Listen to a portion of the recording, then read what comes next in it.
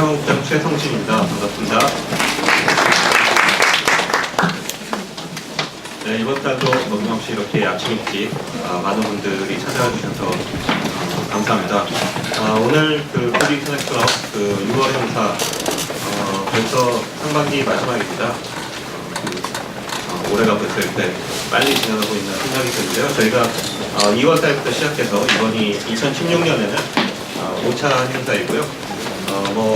계속 참석하신 분들은 잘 아시겠지만 저희 푸드 인터넷 클럽은 매월 마지막 주 화요일 아침 7시 30분에 모여서 인터넷과 우리 사회의 다양한 긍정적인 측면, 인터넷이 우리 사회에 미치는 영향 이런 것들을 함께 이야기해 보는 자리입니다. 그래서 저희 한국인터넷기업협회가 주최 주관하고 여기 보시면 네이버, 카카오, 구글, 이베이, NCT 넥슨, SK컴즈, 오노프믹스, 데블로펜터 이런 기업들이 이 행사를 후원해서 자리를 마련하고 있습니다. 이번 달 주제도 아주 재밌고 흥미진진한 내용으로 준비를 했는데요. 자료 보셔서 아시겠지만 이번 달 주제는 AI, 인공지능에 대한 트렌드와 또 최근의 동향들 이런 부분들을 좀 같이 이야기해 볼 수 있는 자리를 마련했습니다. 저희가 7시 30분부터 9시까지 시간을 정확히 정해놓고 하기 때문에 바로 시작을 하는 것으로 하겠습니다. 오늘도 진행에는 푸드 인터넷 클럽의 명사회장 에디프리의 김국현 대표님 모시고 바로 시작하도록 하겠습니다. 큰 박수로 맞이해 주시길 부탁드리겠습니다. 안녕하세요 여러분. 오늘 드디어 저희 푸드 인터넷 클럽도 인공지능 얘기하게 됐습니다. 인공지능 지난 봄부터 그 업계를 뜨겁게 달렸죠. 저는 무슨 올림픽이나 월드컵 하는 줄 알았어요. 그 사람들이 응원 정말 열심히 하셨죠. 보면 아주 여러 가지 요소들이 다 들어있었어요. 대결이 있었죠. 그리고 또 지는 줄 알았는데 또 회심의 일격이 있었죠. 또 미지의 존재에 대한 어떤 그런 대항. 참 재미있는 스토리가 다 들어있는 요소라서 그러는지 사람들이 정말 재밌게 그 얘기를 하셨는데 어느 정도 이제 좀 열기가 가라앉은 지금 도대체 우리한테 어떤 의미였는지 그리고 앞으로 우리가 그 상황을 어떻게 바라보면 좋을지 그에 대한 인사이트를 얻기 위해서 오늘 또 이 자리를 마련했습니다. 오늘은 특별히 발제가 있습니다. 다른 때하고 달리 다른 때는 주로 토크 위주였는데 오늘은 특별히 발제를 네이버에서 준비를 해주셔가지고 네이버에서 인공지능 여러 가지 의미에서 총괄을 하고 계시는 우리 특별한 게스트를 모시고 먼저 발제를 듣고 그리고 또 세 분의 게스트를 모셔가지고 심도 깊은 얘기 진행하도록 하겠습니다. 요즘 여러분 아시겠지만 인터넷 기업이 이제 인공지능 분야에서 최전선에 달리고 있죠. 그래서 한국도 예외는 아닌 것 같더라고요. 지금 네이버에서 어떤 일들이 벌어지고 있는지 제가 이렇게 듣기로는 굉장히 많은 의미 있는 일들이 있고 또 분위기가 아주 좋다고 합니다. 그러면 먼저 바로 준비가 되신 관계로 진행하도록 하겠습니다. 네이버에서 오신 박종목 이사님이십니다. 박종목 이사님께서는요,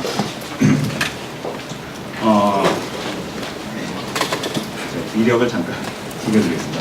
카이스트 전산학 박사 출신이십니다. 97년에 IBM 알마덴 연구소에 계셨었고요. 그 후에 2007년까지 삼성전자 거쳐가지고 2007년부터 지금 네이버에서 줄곧 이사님으로 계십니다. 현재는 그 기술연구조직인 네이버엑스의 이사님이시고요. 여러 가지 기술과 관련된 대외 협력 그리고 연구 활동 같은 것들을 이제 총괄하고 계십니다. 최근에 인공지능에 여러 가지 심혈을 기울이시는 걸로 알고 있는데 어떤 얘기 들려주실지 궁금합니다. 여러분 박종목 이사님 모시겠습니다. 여러분 박수 부탁드립니다. 반갑습니다. 이른 아침까지 이렇게 오셔서 많은 분들이 오셔서 너무 감사드리고요. 그만큼 또 인공지능에 대한 관심들이 많다라고 느껴집니다. 지금 슬라이드가 약간 조금 폰트가 좀 안 맞아가지고 그런데 사실 제가 이제 맥OS에서 이렇게 프린트를 하던 거라 지금 잠깐 안 맞으면 좀 양해 좀 부탁드리고요. 바로 시작하겠습니다. 네이버에서 인공지능 기술을 어떤 기술들을 개발하고 있고 실제로 이 기술들을 사용자들한테 어떻게 서비스하고 있는지를 말씀드리겠습니다.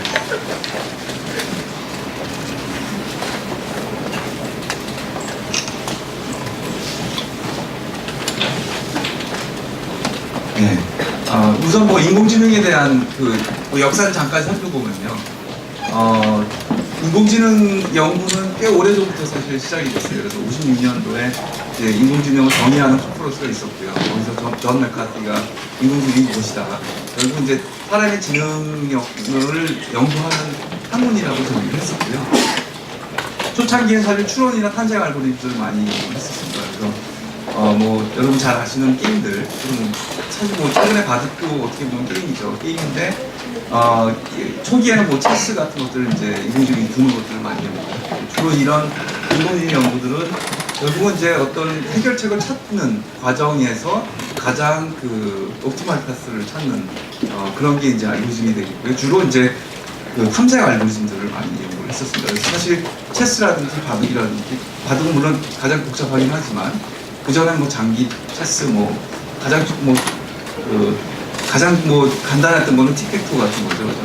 근데 그런 것들이 이제 연구되기 시작했고 그래서 이제 해결책이 나오면서 사실 많은 투자들이 이루어졌는데 이게 한계점이 결국 이제 게임에만 국한돼서 이런 어떻게 보면은 탐색이 가능한 어떤 영역에서의 문제 해결을 받지 못했던 그런 한계점이 있었어요. 그래서 인공지능이 모든 걸 다 해결하지 못한 문제가 있었습니다. 그래서 결국 다시 투자가 위축되고 나중에 이제 70년대 후반에서 들어서면서 다시 인공지능 붐이 일어났는데 그때는 이제 지식을 어떻게 컴퓨터에 넣으면은 이제 사람들이 궁금해하는 것들을 답해줄 수 있겠다. 그래서 이제 지식 기반의 시스템들이 개발되기 시작했고요. 그래서 이제 예를 들어서 디시전 서포트 시스템이라든지 전문가 시스템들이 이렇게 개발됐었죠. 근데 이제 이것도 역시 한계가 있었는데 결국 인간의 모든 상식을 다 지식으로 넣을 수는 없는 워낙 방대한 양의 데이터를 넣어야 되고 그거에 대한 이제 한계점들이 드러났고요. 그래서 다시 또 인공지능이 또 한 차례 또 꺾이기 시작했는데 이후에 이제 기계학습 알고리즘이 나오면서 사람의 인지 능력을 갖출 수 있는 음성이라든지 번역이라든지 이미지를 인식하는 그런 알고리즘들이 발전이 됐습니다. 그래서 이때부터 사실 뉴럴 네트워크라는 어떻게 보면 인간의 뇌를 모델링한 뉴럴 네트워크 알고리즘들이 나왔었고요. 근데 여전히 한계가 있었어요. 그러니까 인식률이 너무 낮았어요. 그러니까 데이터 합숙량도 적었고 알고리즘도 한계가 있었고. 근데 최근에 와서 딥러닝이라는 게 2010년 가까이서 발표가 됐는데 이게 사실 뉴럴 네트워크 알고리즘의 확장된 개념이에요. 그래서 이 뉴럴 네트워크를 기반으로 하지만 한 단계 더 덱스가 있게 더 심층적으로 합숙하는 알고리즘이 있고요. 그런데 이게 발표가 되면서 획기적인 변화가 일어나기 시작했습니다. 그러니까 기존의 기계학습 알고리즘이 갖고 있었던 인식 능력이 이제 한 단계 더 한 차원 더 높아져서 인간에 가까운 인식 능력을 갖게 된 게 딥러닝의 계기가 됐다고 보시면 되겠습니다. 딥러닝의 기본적인 개념은 뭐냐면 기존의 인공지능 기계학습 알고리즘들 보면은 연구자가 특징들을 미리 설계를 해가지고 그걸 추출하는 프로그램을 만듭니다. 그러면 거기에 맞게서 학습을 시키고 인식을 하는 그런 방식인데 딥러닝은 인간의 뇌를 모델링한 이게 계층을 여러 계층을 둬가지고 그 뉴런들의 계층이 있습니다. 그래서 그런 것도 여러 개를 둬가지고 각 단계별로 학습을 시킵니다. 그래서 예를 들어서 이미지를 인식시킨다면 자동차에 대한 이미지를 초기에는 픽셀 몇 바이 몇 블럭으로 이렇게 나눠가지고 인식을 시키고 그 다음에 그 한 단계 더 한 차원 더 높게 이미지의 그레이드를 정해서 그걸 가지고 또 다시 학습을 시킵니다. 그래서 그런 식으로 이제 단계를 계속 높여가면서 하기 때문에 상위 특징들이 자동으로 추출되는 특징이 있습니다. 그래서 인식률이 훨씬 더 한 단계 앞서가는 그런 결과가 나죠. 지금 이제 네이버 같은 경우는 네이버 랩스라는 조직이 있고요. 거기서는 기술 연구센터인데 네이버의 인공지능의 핵심 기술들을 여기서 개발을 하고 있고요. 그 다음에 이제 검색 서비스를 하는 부서가 따로 있습니다. 그래서 검색 서비스에서는 실제 검색에 관련된 기술들, 인포메이션 리트리버에 관련된 기술, 자연어 이해에 관련된 기술들 이런 것을 연구를 많이 하고 있고요. 이런 기술들이 다 사실 네이버 서비스에 접목이 되어 있습니다. 그래서 오늘 말씀드릴 것들은 이제 어떤 서비스에 어떻게 접목이 되어 있는가를 말씀드리겠습니다. 우선 음성인식은 네이버 랩스에서 지금 개발하고 있는데요. 음성인식 기술은 지금 현재 사실 인식률이 95% 이상의 인식률을 갖습니다. 그래서 대부분의 음성들이 다 이제 인식을 할 수 있다고 보시면 됩니다. 그리고 이제 음성 합성인데 이제 기계가 음성을 만들어내는 기술이죠. 그래서 음성 합성 같은 경우도 이제 네이버 랩스에서 하고 있는데 저희는 이제 딥러닝 기술을 접목을 시켜서 지금 활용을 하고 있고요.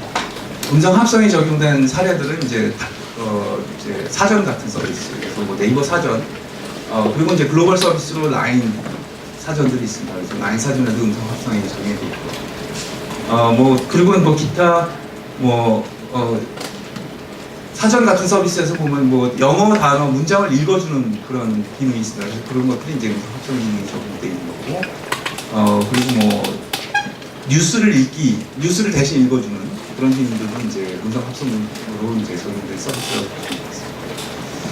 그리고 뭐 사실 저희가 음성 합성을 여러 그 관련된 서비스뿐만 아니라 실제로 이제 데뷔라는 컨퍼런스를 저희가 작년에 매년 개최를 하고 있는데 작년에 이제 연사 소개를 다 음성 합성으로 했습니다. 그래서 실제 이제 도움이 없이 그 음성 합성을 다 연사 소개를 했고요.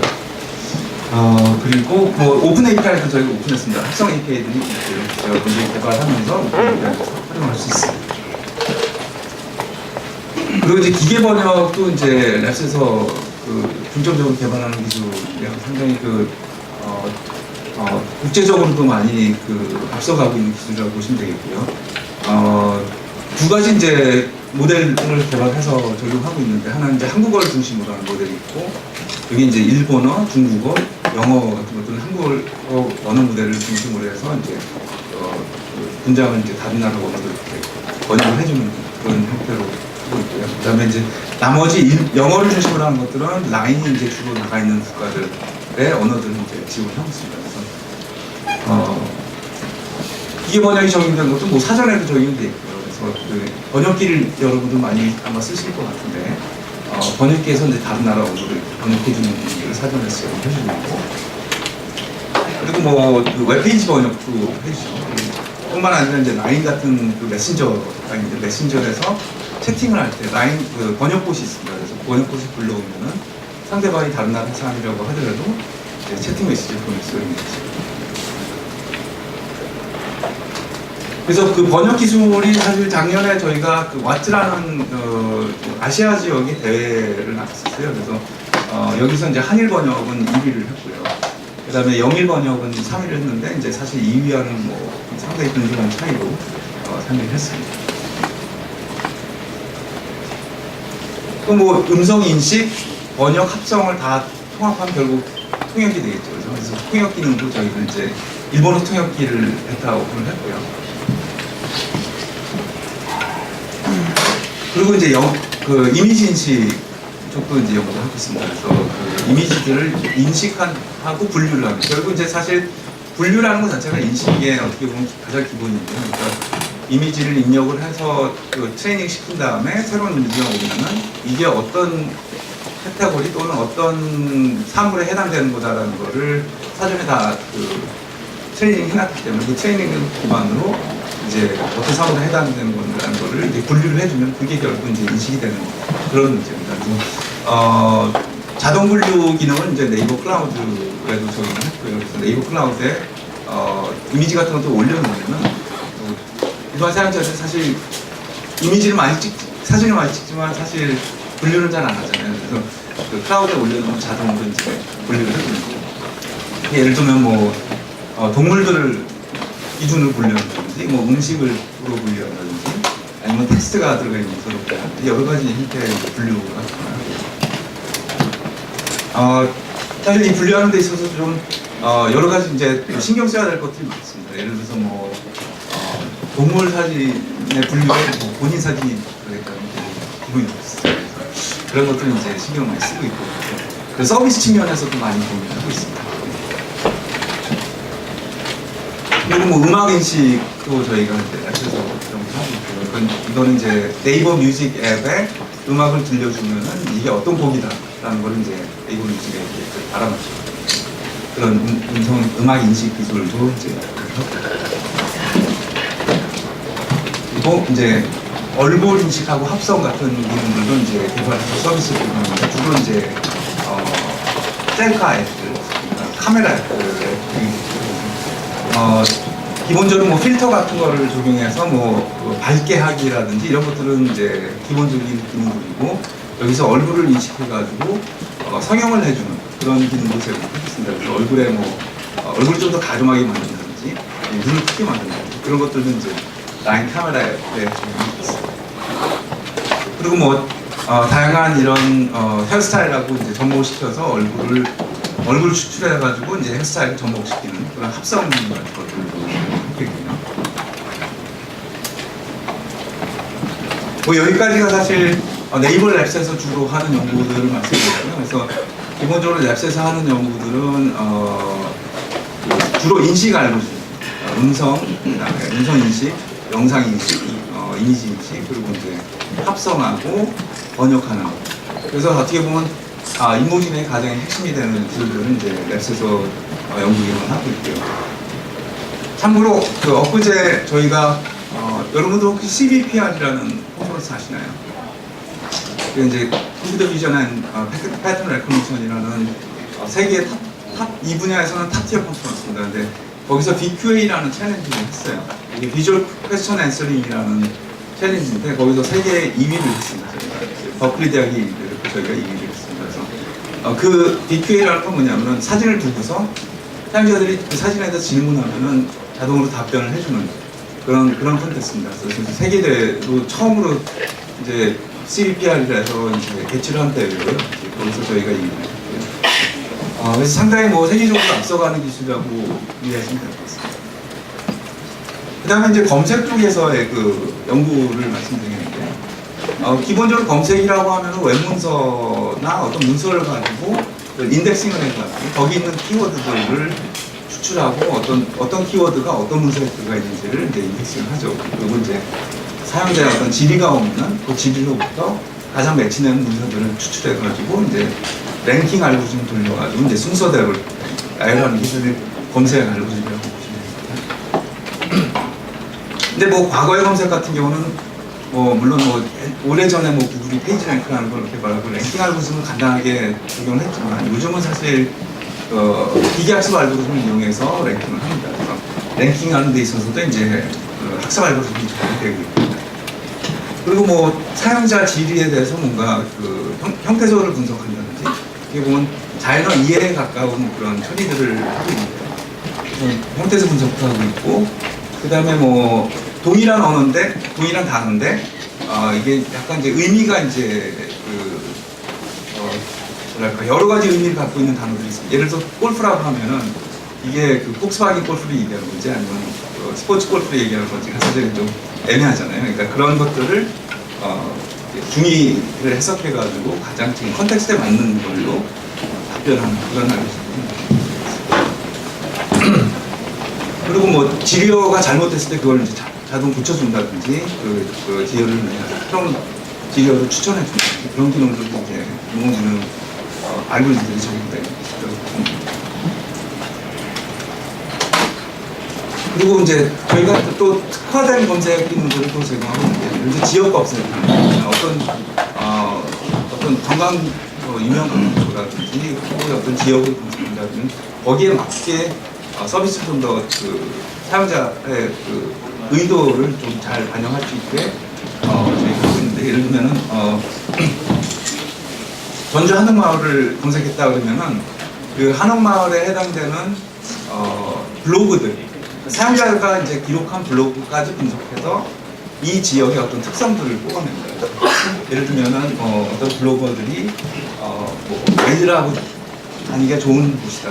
뭐 이런 그 블로그 기록이 있으면 거기서 이제 누구랑 다니는 게 좋은지 분위기는 어떤지 이 장소가 어떤 탑픽에 맞는지 이런 것들을 자꾸 추출해가지고 여기 이제 사실 요 예는 이제 뭐 상당히 얘기는 하지만 여기 이제 보시면은 그 해시태그 같은 것들을 자동으로 이렇게 생성을 해줍니다. 사용자들이 가장 관심 있어 할 만한 것들을 자동 추출해 주거든요.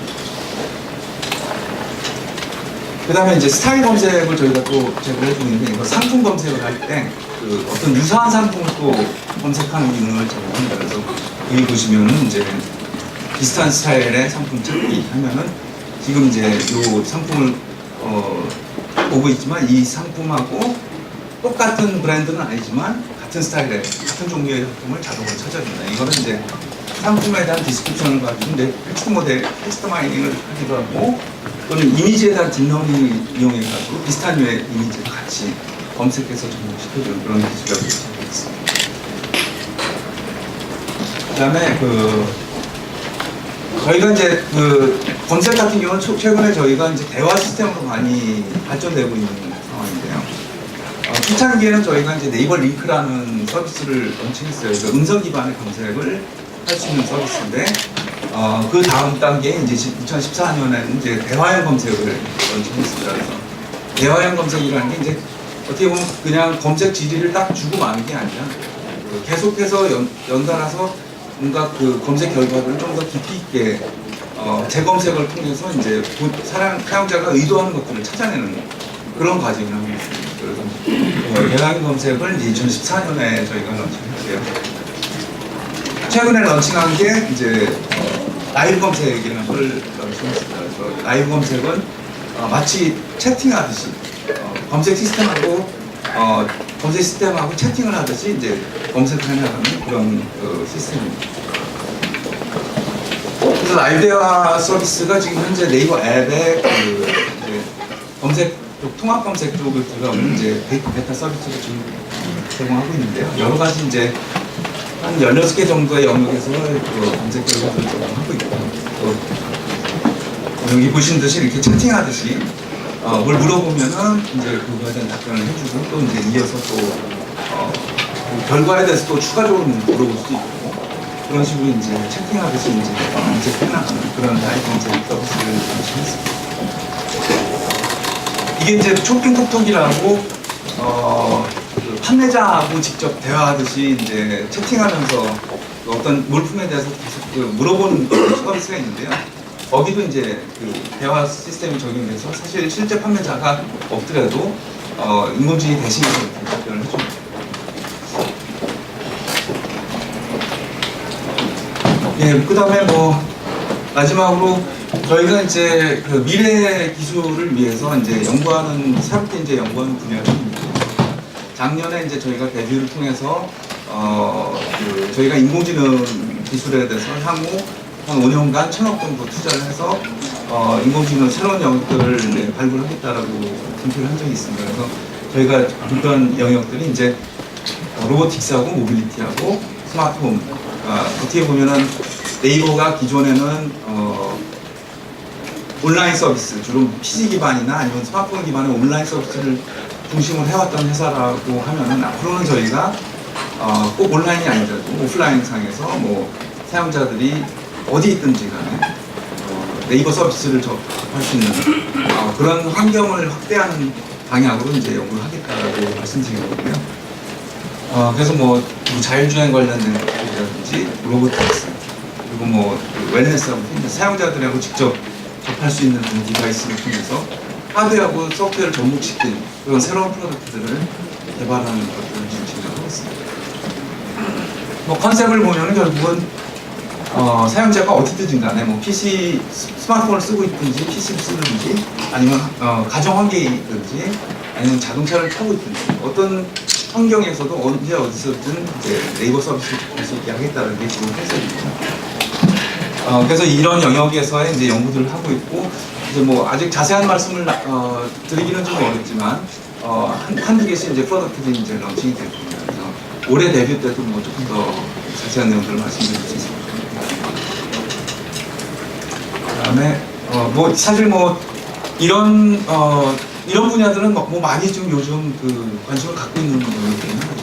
그래서 저희가 스마트폰 홈 관련된 시장을 보면 요건 이제 사실 미국에서의 어떤 시장에 대한 현황을 말씀드린 건데, 스마트홈 시장이 사실 미국이 가장 발전을 하고 있는데 약간 조금 이제 케이즘이라는 영역이 좀 빠져 있어요. 그래서 얼리 어댑터들은 많이 지금 도입을 하고 있는데 이게 그 매스로 이렇게 확산하기까지는 아직조금 이른 단계고 여러 가지 난관들이 있습니다. 이제 예를 들면은 사실 그 표준이 없다는 게 가장 큰 문제 중에 하나고요. 그다음에 이제 보안 문제도 있고 그래서 그런 문제들이 이제 해결이 돼야 어느 정도 매스 마켓이 이루어지지 않을까 그렇게 기대를 하고 있습니다. 그래서 저희는 사실 뭐 이런 문제를 안고 가는 프로덕트보다는 좀 더 사용자들이 직접적으로 네이버 서비스를 접할 수 있는 프로덕트를 생각합니다.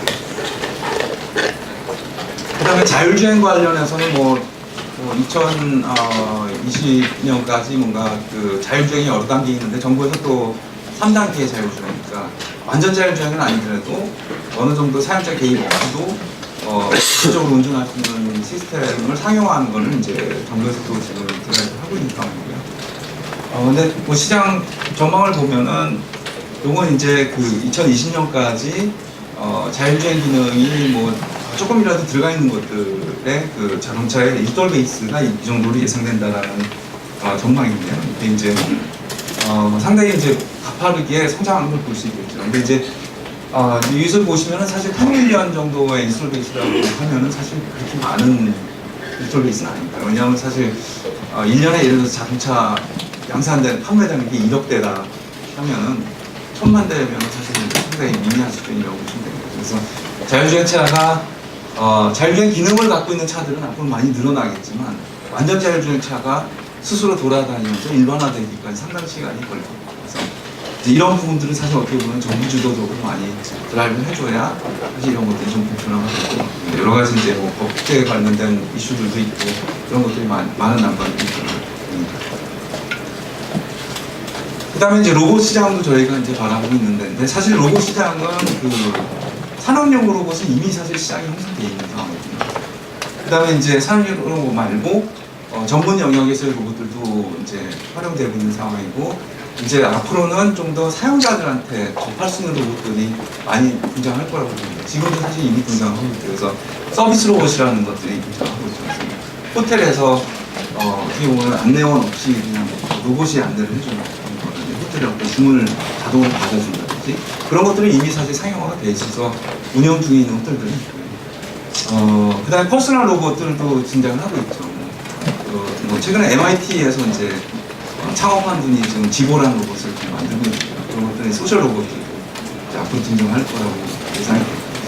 그래서 그 퍼스널 로봇 시장이 상당히 그 이제 몇 년 안에 상당히 가파르게 성장할 거라고 좀 보고 있고 저희는 이제 네이버에 특화된 서비스를 할 수 있는 로봇을 지금 개발을 하고 있습니다. 네, 뭐 여기까지 사실 저희가 그동안에 했던 인공지능에 대한 연구하고 검색에서의 인공지능 기술을 적용한 사례들 그리고 이제 앞으로 미래를 위해서 저희가 어떤 투자를 하고 있는지 앞으로 어떻게 전망이 되는지를 간략히 말씀드렸습니다. 문제 해주셔서 감사합니다.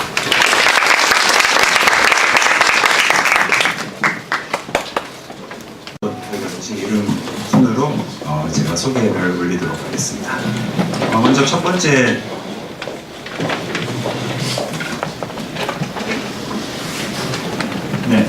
첫 번째 손님 소개해드리겠습니다. 민윤정 대표님이십니다. 지금은 카카오와 함께 있는 다음 초창기 멤버십니다. 4번이 7번쯤 되신다고 합니다. 그곳에서 이제 19년을 계셨습니다. 여러 가지 많이 해오셨어요. 커뮤니티 본부장, 서비스 전략 본부장 등을 역임하시면서 우리가 늘 써왔던 다음 카페, 스토리 같은 다음에 이제 간판 서비스를 만들어 오셨습니다. MIT에 유학을 다녀오신 후에는 다음 사내 벤처 육성을 맡아오셨고요. 카카오와 합병할 즈음 새로운 도전을 위해서 지금 나와 계십니다. 코너렉스라고 하는 인공지능 관련된 스케줄 앱을 만들고 계시죠. 코너렉스 대표이시자 메시아벤져스 파트너이신 민윤정 대표님 모셨습니다. 민윤정 대표님, 네. 대표님. 네. 흔하신 데 아니십니까? 민 대표님께 박수 부탁드리겠습니다.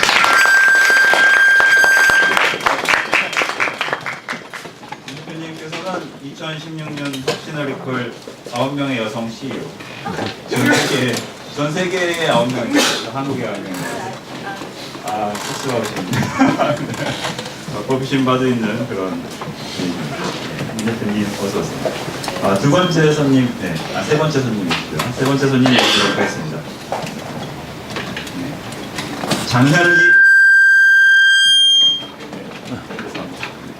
장현기 팀장님 모시도록 하겠습니다. 장현기 팀장님은 SK 주식회사 CNC에서 오셨습니다. AI 인공지능 플랫폼 팀을 맡고 계시고요. 서울대에서 학사, 석사, 박사까지 쭉 하셨습니다. 물리학 전공 물리학 박사님이시고요. 전공 분야가 하이 에너지 피직스라고 되어 있는데 잘 모르겠습니다. 다음 줄에 있는 거 1번 직구가 고에너지 물리 연구소. 고에너지 물리가 죄송합니다. 그 외에 이제 삼성전자를 거치셔가지고 IBM에서 이제 10년 정도 계셨습니다. IBM에서 유비쿼터스에서 M2M에 이르기까지 긴 세월 동안 모바일을 둘러싼 여러 가지 변화를 연구해 오시고 또 실무에 적용해 오셨습니다.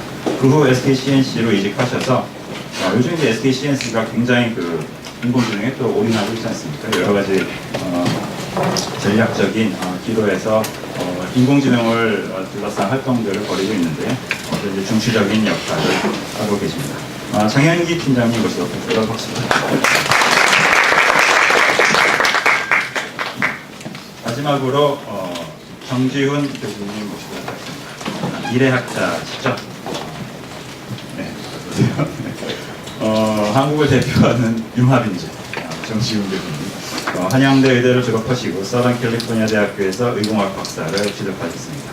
명지병원 IT생활 연구소장, 의들병원을 거쳐서 현재는 경희사이버대학교 IT 디자인 융합학부 교수님으로 계십니다.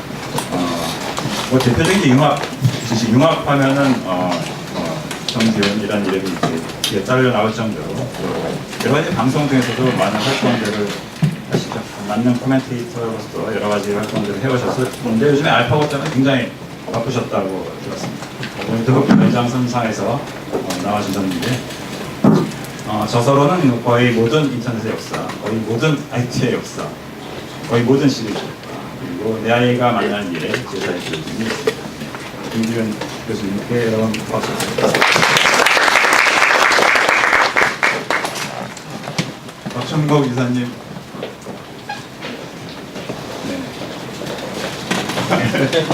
그렇게 나오시네.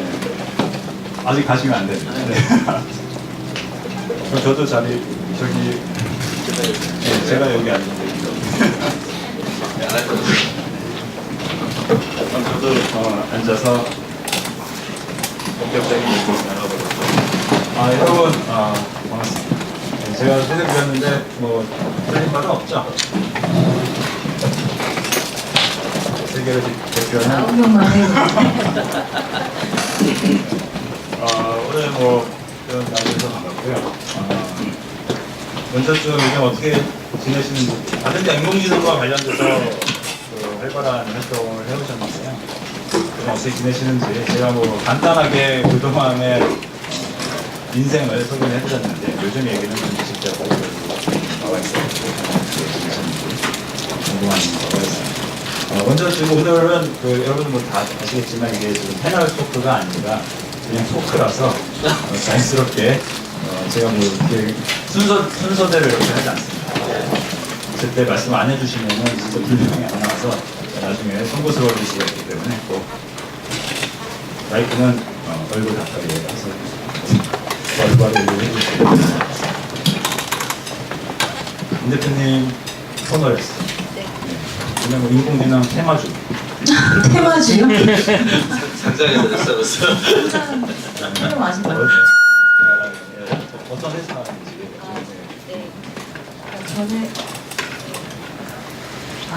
네. 저는 코노랩스라는 회사를 하고 있는데요. 2014년도 말에 시작했고 주 멤버들이 이제 데이터 사이언티스트예요. 그래서 그 멤버들이랑 같이 스케줄링을 할 때 그 기업이나 아니면 개인들이 스케줄링을 할 때 굉장히 여러 가지 일들이 있잖아요. 그 일을 기계가 대신해 주는 걸 만들고 있어요. 아직도 계속 만들고 있고 여러 가지 유즈 케이스 찾는 그런 스타트업을 하고 있습니다. 짧네요. 홍보의 기회입니다.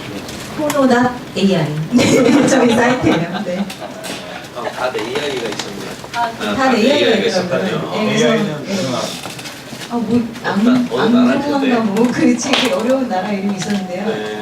저희 그 스타트업들 중에 요즘에 이제 .ai를 좀 하는 빨리 분들이 세상 사야 있어요. 되겠네. 정수영 다 돼요.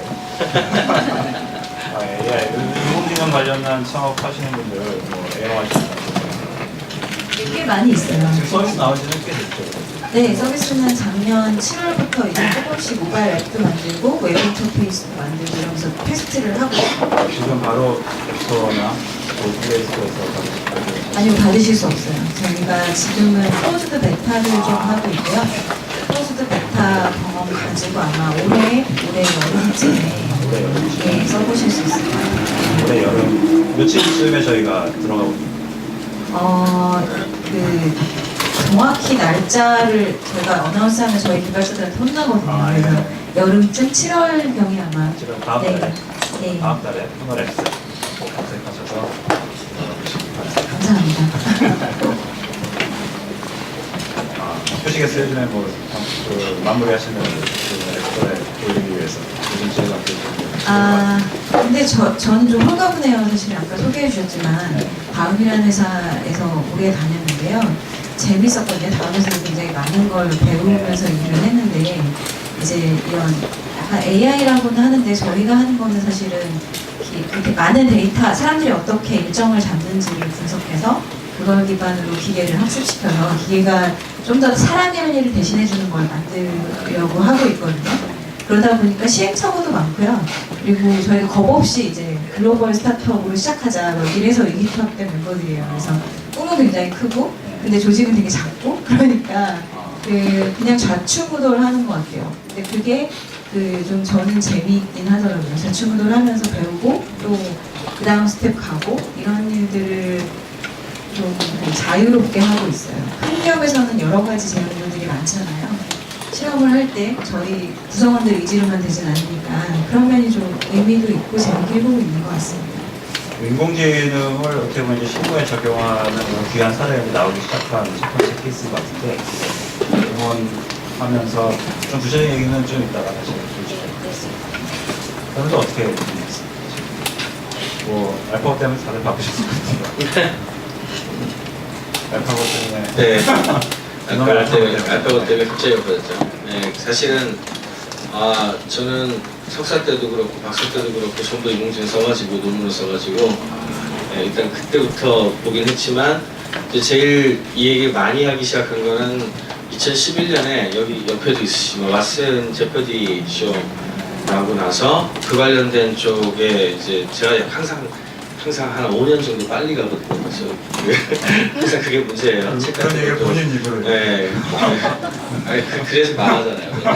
예를 들어 뭐 지금 현재 제조하고 유통 관련된 부분들의 이런 변화에 대한 이렇게 올 거라고 하는 거를 2011년에 오프라인 비즈니스 혁명, IoT 이런 거 그때 써가지고 망했잖아요. 지금 더 있어야 되는데 항상 이제 그게 문제인데 2011년 때부터 시작을 해가지고 이제 저는 그 당시에는 사실은 사회적 임팩트에 초점을 많이 맞춰가지고 그때 이제 또 뒤에 바로 이제 데이비드 오토 교수의 노동 리포트가 나와요. 30년짜리 노동 리포트가 MIT에서 나오고 그 뒤를 이어서 이제 레이스 어게인스트 머신이 나오죠. 에릭 프로노쿠슨. 그래서 그 책 번역해가지고 출간하고 관련된 부분에 대해서 지속적으로 모니터링을 하면서 그 사회적 임팩트에 대한 것들을 많이 했었는데 그러다가 이제 이게 이쪽을 하게 될 정도인지 이제 투자를 제가 또 엔젤 투자를 많이 하다 보니까 투자를 하다가 이제 루닛이라고 이제 원래 당시 클디라는 회사인데 클디라고 해서 이 딥러닝 이용해서 처음 우리나라에서 세계적인 퍼포먼스를 내고 있던 작은 그룹이 하나 있었어요. 이 그룹이 처음에는 뭐라고 있었냐면 옷 관련된 매칭 이런 거 하고 있었어요. 커머스에서 뭐 관련 쪽을 하고 있었는데 그렇게 해가지고는 나중에 또 이제 또 이미지 인식 분야 같은 경우에 제너럴로 해서 전부 다 하게 되면 데이터가 제일 문제가 돼요. 데이터 확보 부분에 있어가지고 구글이라든지 뭐 페이스북 같은 데 이길 수가 없잖아요. 그러니까 알고리즘이 아무리 좋아도 이길 수가 없거든요. 기술이 좋아도 되는 게 아니에요. 그래서 그걸 확보할 가능성을 만들려면 플랫폼 기업이 돼야 되는데 플랫폼 기업이 아니잖아요. 그러면 그거 갖고 할 수가 없죠. 그래서 이제 데이터 접근성이라는 측면에서 스페셜라이즈 쪽으로 이제 피보팅을 했죠. 피보팅을 해서 이제 의료 쪽으로 제가 도와줘가지고 이렇게 연결할 수 있는 게 의료 쪽밖에 없어가지고 할 수 없이 의료 쪽으로 돌려가지고 의학영상 쪽으로 포지셔닝을 시켰죠. 그렇게 해서 원래 목표는 제 기대로는 한 2020년 정도 되면은 대충 그 영상의학과 의사들이 판독하는 거 수준 그 정도 이상 그 정도 수준 되지 않을까 하고 이제 꾸준하게 트레이닝을 했는데 그리고 나서 이제 연구 과제도 많이 하게 됐고 그 결과들을 이제 이 심플 에세이 그러니까 일반 엑스레이하고 유방 영상, 유방 촬영 영상 이 두 가지를 중심으로 하는데 두 가지를 선택한 이유는 이 두 개가 다 에러가 많이 나요. 휴먼 에러가 많이 나는 분야라 일단 기술이 제가 항상 저는 기술에 대한 사회적 임팩트를 중시하기 때문에 기술이 들어가서 많은 거를 해줄 수 있는 분야를 찾는데 그 두 분야가 그게 굉장히 잘 되는 분야예요. 그래서 집어넣어서 원래 2020년에 전문의 수준 가면 좋겠다 해서 시작을 했는데 지금 벌써 올해 넘었죠. 이미 넘은 상황이에요. 저 공식 어나운스를 안 하고 있을 뿐 그래서 생각보다 굉장히 빠르게 그 회사 이름이 다시 한번 루닛이요. 루닛이. 예, 루닛. 루닛. 예, 루닛이라고 우리나라에서는 대표적으로 메디컬 이미징을 중심으로 한 인공지능 회사이고 이미징의 챌린지에서도 뭐 글로벌 5위 정도 이번에 올해는 그거보다 잘했죠. 글로벌라이제이션에서 그런 쪽 하게 되고 그 다음에 이제 여전히 이제 최근 관심 제가 이제 이런 거 하다 보면 그 다음에는 넥스트로 항상 넘어가는 이제 잘 궤도에 올라오고 있으니까 다음 넥스트가 중요한데 넥스트는 아무래도 가간인공지능인 것 같아서 주로 가간인공지능 쪽으로 좀 많이 보고 있는 편이에요. 그래서 이 부분은 사실은 아직까지는 연구자들이 많지가 않았고 그 다음에 의식을 가지게 하는 거에 대한 부분이라서 연구자들이 많지도 않았고 많이들 왜냐하면 또 사회적 베니핏도 별로 없고요. 그 다음에 비즈니스화하기 좀 쉬운 게 아니어갖고 많이들 안 하고 있는데 그 관련해서 Our Final Invention이라고 원래 제임스 바라시라는 사람이 쓴 유명한 책이 있습니다. 이게 그 가인공지능이 와서 이 인류가 멸망할 거 거의 이 수준의 이야기에 대한 것이 있는 책이 파이널 인벤션이라는 책이 있는데 책이 번역을 또 제가 해가지고 읽다 보니까 이거 좀 봐야 되겠다 이런 생각이 들어가지고 아마 이번 달, 다음 달쯤에 아마 인류 최후의 발명품으로 나올지 파이널 인벤션으로 나올지 모르겠어요. 하여튼 책도 나올 테니까 한번 읽어보시면 좋을 것 같습니다. 그 투자도 하시고 그 네. 기업의 이제 대부 인물로 계시면서 네. 인공지능 관련한 번역도 네, 저는 사회적 임팩트 관련된 거 되게 중시해서 인류 최후의 발명품이라는 게 얘가 이제 다 발명하고 인간 발명 안 한다 이런 뜻이. 이제 한마디로 말해서 개발명하고 나면 이제 인간들이 굳이 다른 걸 발명할 상황이 되겠냐 뭐 이런 느낌으로 생각하시면 될 것 같아요. 정말 그렇습니까? 가능성이 없지만은 않은 것 같아요. 저는 그렇게 봐요. 왜냐하면은 저희가 이 트레이닝 같은 거 할 때 에러를 잡는 어떤 그 트렌드를 쭉 보면은요 설명할 수 없는 그런 현상들이 가끔씩 나타나거든요. 설명할 수 없는. 네, 그 예를 들면 제가 항상 강의할 때도 쓰고 있는 게 있는데 이렇게 학습을 하면서 리니어하게 좋아지는 게 아니고요. 이렇게 어떤 페이지가 있어요. 어느 순간 갑자기 좋아지는 페이지들이 있는데 저는 그걸 깨우침이라고 표현해요. 그때 무슨 상황이 벌어져서 이 블랙박스, 이게 신경망이 사실 블랙박스에 가깝거든요. 이 블랙박스가 도대체 왜 이렇게 갑자기 결과가 좋아졌는지 아무도 설명을 못해요 아직. 그 말은 다르게 얘기하자면은 설명할 수 없는 어떤 뭔가가 동작하고 있다는 얘기인데 이거를 이제 심하게는 제프리 힌턴 같은 경우에는 지금 구글에 그 딥러닝 하고 있는 제프리 힌턴 같은 경우에는 그냥 그 자체를 의식의 일부로 생각하더라고요. 이 사람은 그렇게 해서 그렇게 표현을 하는데 우리가 생각하는 의식하고 좀 다른 종류의 의식이죠. 네, 그런 식으로 표현을 하는데 이게 이제 컴플렉스하게 엮어진다고 하면은 우리가 사실은 여러분들 뇌에서 어떻게 해서 의식이 생기고 어떻게 지금 이런 자아를 갖고 있는지 모르시잖아요. 뇌과학에서 이걸 몰라요 잘. 우리도 잘 모르잖아요. 그런데 기계에 대해서도 안 된다는 증명이 없을 뿐 그게 모르는 것이 안 된다고 얘기할 수 있는 건 아니거든요. 그래서 잘 모르겠어요. 가능성 그러니까 안 된다고 100% 아니라고 얘기할 수는 없는 것 같아요. 최소. 네. 그게 정확한 포지션 같아요. 이게 물리적으로 보면 퀀텀화 뭐 이렇게 이런 것들 담게 되는데요. 사실 강인공지능 말씀하셨는데 이게 재밌는 게 뭐냐면 물리에서 퀀텀이라는 게 있잖아요. 퀀텀이라는 게 뭐냐면 그러니까 수소와 헬륨의 차이가 별로 크지 않잖아요. 기본적으로. 근데 이제 그 전자가 하나 추가되고 양성자가 하나 추가되면서 이게 전혀 다른 현상이 발생해요. 이게 창발성이라는 건데 일단 그 하위 요소가 갖고 있지 않은 것이 상위 요소로 가면서 창발되는 거죠. 이게 이제 물리의 기본적인 건데 왜냐면 물리는 전자와 쿼크로 이루어지는 거기 때문에 그래서 이런 걸 보시면은 이제 되게 창발적인 거죠. 이 우주 자체가. 왜냐면 그 수소가 생긴 게 빅뱅 이후에 3억 5천 년 뒤에 수소가 처음 생겨요. 그러니까 쉽게 말해서 빅뱅을 생긴 이후에 수소가 생길 때까지 3억 년 이상이 걸렸던 거죠. 그러면 그 사이에 무슨 일이 벌어졌는지 아무도 모르죠. 똑같은 이야기를 하시는 거고. 그 다음에 지구에 산소가 생긴 게, 그러니까 지구라는 우리 행성에 사람이 살 수 있는 산소가 생긴 게 몇 억 년 이후에요. 산소가 생긴 게. 그러니까 산소라는 게 지구가 생기자마자 생긴 게 아니라는 거죠. 우주는 모든 게 창발성이 거고, 물리는 원래 그런 건데. 그래서 AI도 마찬가지라 저는 보고 있어요. 똑같은 현상이 발생해요. 근데 뭐 수소나 산소는 사람이 만든 게 아닌데 AI는 사람이 만든 어떻게 보면 코드랑 데이터인데 거기서도 그런 창발성이 막 기계가 알아서 어쨌든 딥러닝 이해를 못 하잖아요. 사실 제가 이제 물리할 때, 석사 때 이제 뉴럴네트를 썼어요. 그 당시 95년 뭐 이럴 때부터. 이거 뉴럴 오래됐죠. 60년부터 있었던 거니까. 근데 이제 그 당시에 항상 한계는 뭐냐면 내가 70%를 넘지 못해요. 정확히. 그래서 이제 쓰다 보면 다 포기하게 되고 또 알 수 없는 여러 가지 현상들이 발생해서 이해를 못 했던 거 그 당시도. 근데 지금은 더 이해를 못 하고 있는 거죠.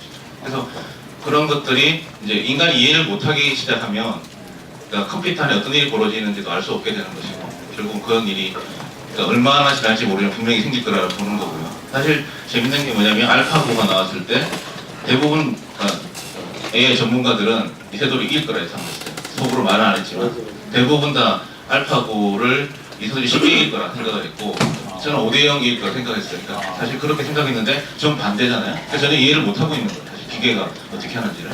근데 그게 무서운 거죠. 제가 볼 때. 그래서 그게 이 시기가 어떻게 보면 트랜지션이 생겼다고 보고 기본적으로. 그런 것들을 좀 보면 약간 요즘에 어떤 하나의 그 쿼터만 됐다고 보면 또 인류가 또 바뀌는 지점이 와 있다고 봅니다. 네이버에서도 막 기계들 깨우치고 그런 거 사실 산업체에서 입장에서 보면요, 사실 이게 결국은 소비자가 그런 제품을 살 거냐의 문제가 우선인 것 같아요. 그러니까 기술적으로는 말씀하신 대로 그런 식으로 발전할 수 있는데 과연 소비자들이 그걸 살 거냐, 그걸 어떻게 받아들이고 소비자들이 원하는 기능을 제공해주고 충분한 소비자들한테 가치를 줄 거냐, 그게 핵심일 것 같고요. 그게 있어야 그게 팔리는 거고, 그게 팔려야 그런 방향의 연구를 할 거고요.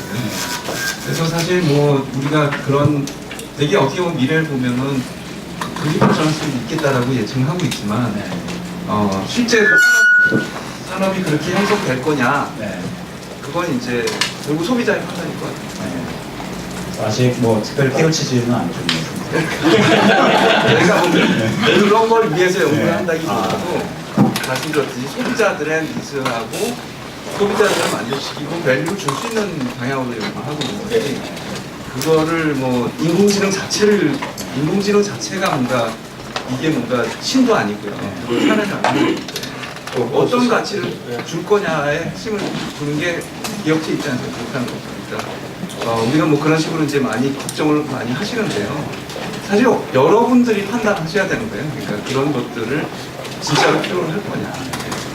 최근에 특히 이제 알파고 이후로 인공지능이라는 단어 자체가 굉장히 여러 가지 의미로 쓰이면서 많은 또 이제 언론에서 좀 강화를 했죠. 그야말로 바로 이제 또 우리 울트론이 등장하는 거냐, 스카이넷이 등장하는 거냐, 이런 소설들이 이제 펼쳐지기 시작했는데 사실 이제 현장에서 느끼는 온도차와는 상당히 좀 차이가 있는 게 사실인 것 같아요. 우리 장 박사님께서 지금 CNC에서 여러 가지 인공지능 하고 있지 않습니까? 그 근황도 잠깐 좀 보여주시면.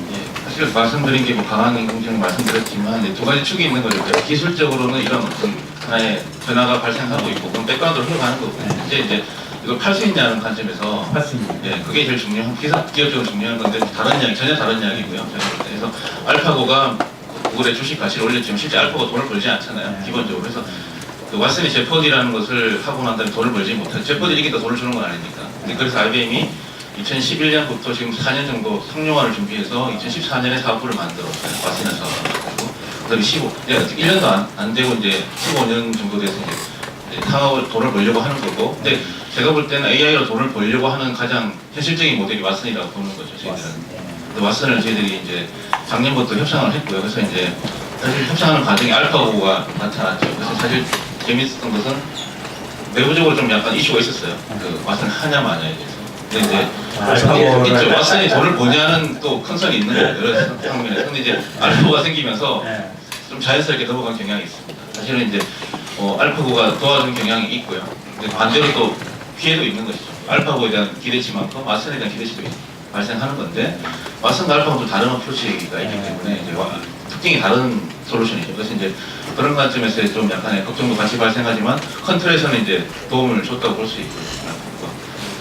그래서 저는 이제 IBM 작년에 나와서 개인적으로 다른 일들을 이렇게 인터넷 관련된 뭐 스타트업들 하듯이 하려고 준비하고 있다가 SK가 왓슨을 한다고 뭐 이렇게 해서 연락이 와서 갑자기 제가 출근하는 첫날 IBM으로 출장을 갔어요. IBM 나와서 첫날 IBM 다 출장을 간 거죠. 되게 아이러니했던 상황인데 거기 가서 이제 왓슨 팀들 만나고 사실 제가 뭐 왓슨 일을 IBM 다닐 때 한 건 아니에요. 기본적으로. 근데 아시겠지만 그 당시에 이제 AI 같은 것이 활성화된 시절이 아니기 때문에 모바일이나 이런 것이 활성화된 시대죠. 그래서 지금 이제 뭐 여러 가지 바뀌었지만 그동 가서 이제 협상을 시작하면서 지금 이제 왓슨 가지고서 실제 돈을 벌 수 있는 모델들을 같이 연구하고 있고 그다음에 왓슨 팀과 한글을 만들고 있습니다. 한글. 한글 API를 만들고 있고요. 한글 API가 한 20개 정도가 나오게 돼 있습니다. 그래서 그 API를 가지고서 이제 혼자 하는 게 아니고 이제 다른 여러 기업과 같이 파트너십을 통해서 이제 API를 공개할 거고요. 그러니까 올해 말 정도에 한 6개가 나옵니다. 내년까지 한 20개가 나오는데 그 공개하고 같이 사용할 수 있는 모델들을 만들 거고. 6개가 뭐 예를 들면 어떤 거? 예를 들면 이제 뭐 NLC라고 해서 내추럴 랭귀지 클래시파이어라는 형태가 있고요. 다이얼로그도 있고, 그러니까 인간과 대화를 하기 위한 다이얼로그를 구성하는 API도 있고, 그다음에 어떤 이 질문이 어떤 도메인인가를 판단하는 API도 있고, 그다음에 뭐 스피치를 텍스트로 바꾸는 API도 있고 여러 가지 API가 있습니다. 그래서 그런 API 조합을 해서 어플리케이션을 만드는 거죠. 사실 뭐 그 앱 경제학에서 API 경제학과 똑같은 형태로 API를 제공하고 기존의 어플리케이션에서 대표님 있는 회사에서 API 불러 사용하시는 수 있는 그런 모델인 것이죠. 지금 영업하십니다. 네, 영업하고 하셨어요.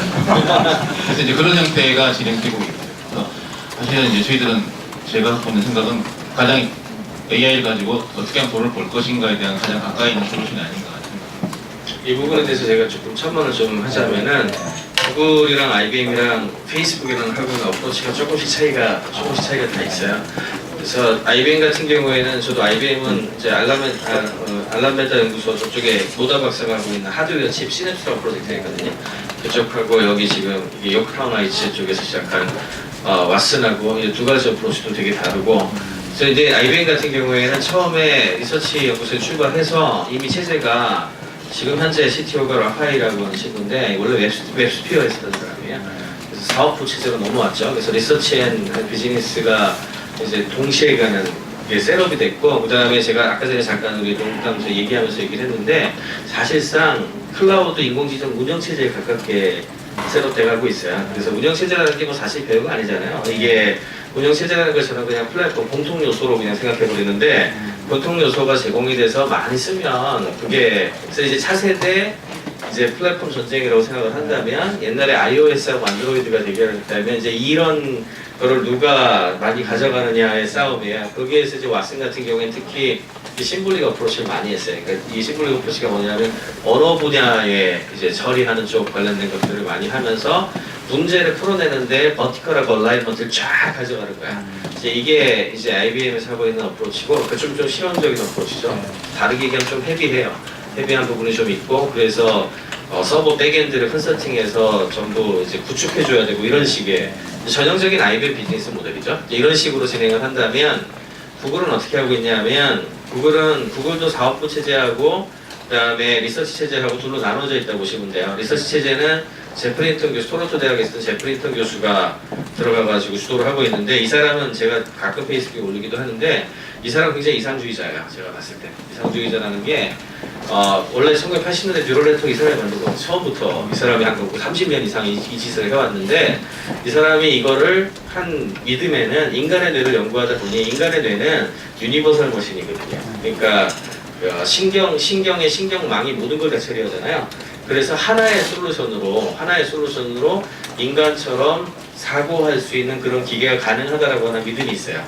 그래서 그 믿음을 바탕으로 해서 딥러닝으로 거의 모든 문제를 해결할 수 있다고 믿고 있고, 실제로 그 방향으로 리서치를 몰고 가요. 지금 실제로 그 방향으로 몰고 가니까 굉장히 순수한, 쉽게 말하면 순수한 어프로치를 하고 있고, 그게 IBM하고 되게 다르죠. IBM은 이제 지금 사업화를 해야 되니까 이거 할 땐 요거 쓰고 최적의 것들 갖다 쓴단 말이야. 이렇게 해서 컴플렉스하게 빌드업을 하면은, 이제 구글은 그렇게 접근을 하고 있는데, 그렇게 해버리면 또 비즈니스가 너무 안 되잖아요. 딥마인드 이런 거, 알파고 이런 것도 다 그렇게 하잖아요.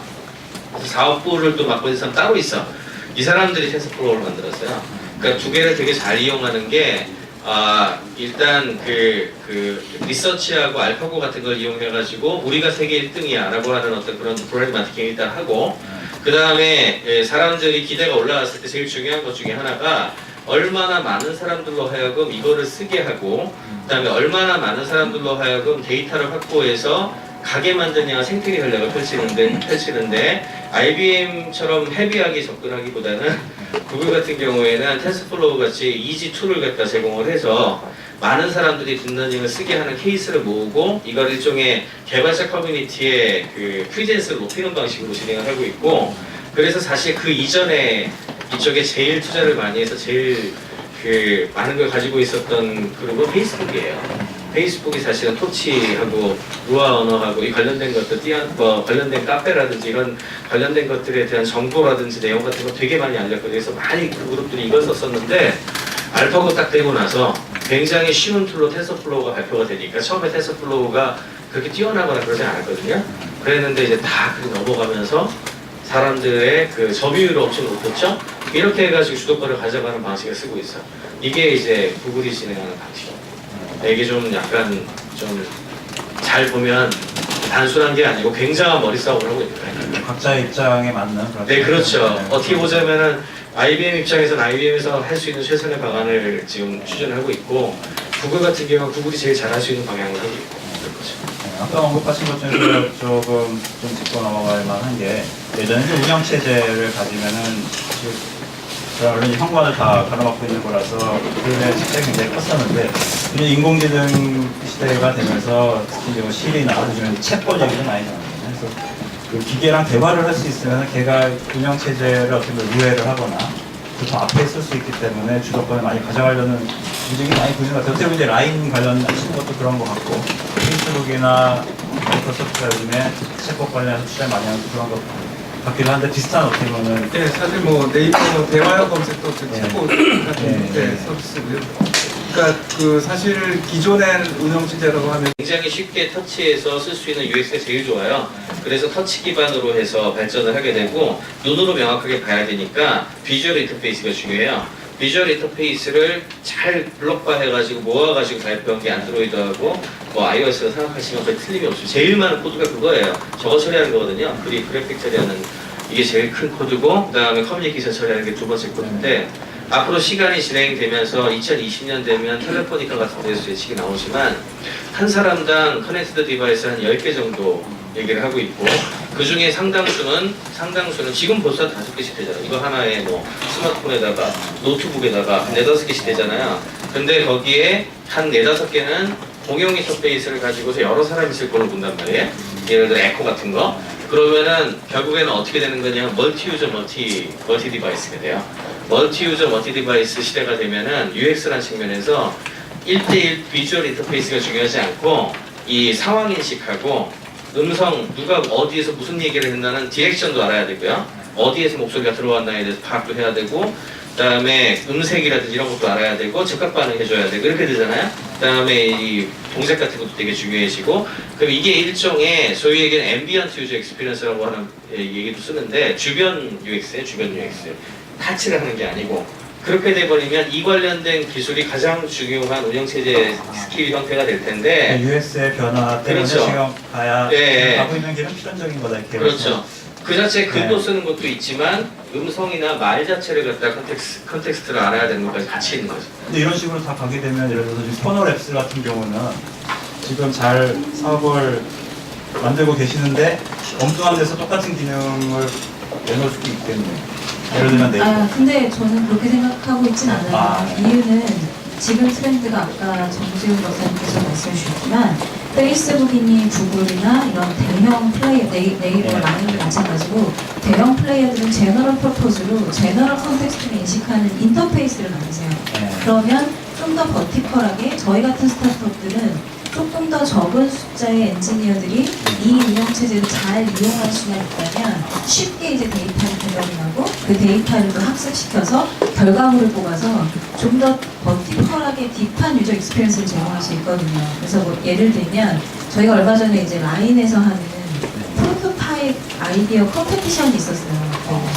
한국에서 안 했고요. 대만에서 하시더라고요. 그래서 거기 가서 했는데 저희가 거기서 상을 탔거든요. 그게 어떤 인터페이스였냐면 라인이 이제 챗봇을 제공해요. 제너럴하게 라인에서 어떤 그 비서, 가상의 비서랑 커뮤니케이션을 할 수 있어요. 그러면 대략의 어떤 키워드나 텍스트들이 저희에게 넘어오거든요. 그럼 저희는 그걸 가지고 다자 간의 미팅을 할 때 어떤 시간대와 어떤 장소가 좋은지 추측을 하고 그걸 기반으로 이제 실제 미팅을 만들고 뭐 캘린더를 매니징하고 이런 쪽까지 이제 저런 제너럴 퍼포즈를 디자인을 할 수 없으니까 그걸로 저희가 그 상을 탔어요, 실은.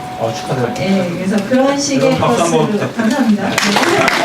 그래서 이런 식으로 저희가 예를 들면 예전에 검색 엔진이 있었다면 검색 엔진을 하나 만들기 위해서는 굉장히 많은 엔지니어와 많은 데이터와 많은 경험이 누적되어야 되거든요. 그런데 이제 인공지능 엔진도 마찬가지였을 거예요. 아주 기반부터 만들려면. 근데 뭐 왓슨도 그렇고 페이스북에 또 그 챗봇도 굉장히 좋거든요. 좋고 패서플로우도 저희도 써봐도 재밌는 그 피처들이 많아요.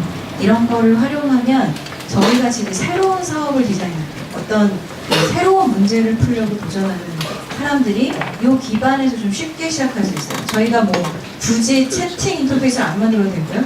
또 그 모든 내추럴 랭귀지를 이해하지 않아도 되고요. 그리고 또 어떤 그 상황 인식에 관한 것들, 음성 인식이라든지 하는 거를 저희가 하지 않아도 되니까 오히려 좀 재미있는 유즈 케이스를 개발할 수도 있을 것 같아요.